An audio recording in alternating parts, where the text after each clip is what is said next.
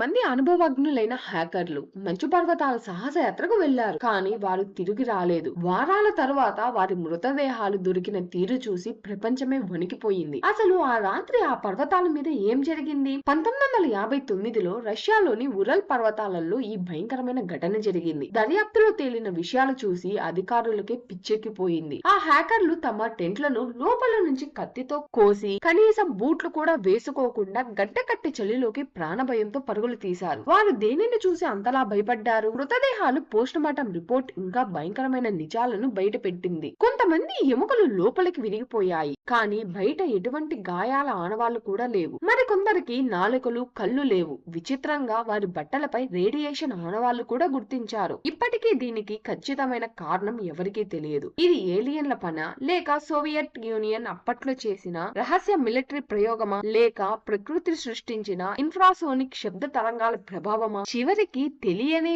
బలమైన శక్తి కారణంగా వారు మరణించారని రష్యా ప్రభుత్వం ఈ కేసును మిస్టరీగానే క్లోజ్ చేసింది. ఈ 9 మంది ప్రాణాలను బలి తీసుకున్న ఆ శక్తి ఏమై ఉంటుంది? మీ అభిప్రాయాన్ని తప్పకుండా కామెంట్ రూపంలో తెలియజేయండి. మరిన్ని ఇంట్రెస్టింగ్ వీడియోస్ కోసం ఇప్పుడే దినకర్ టాక్స్ ని సబ్స్క్రైబ్ చేసుకోండి. ధన్యవాదాలు.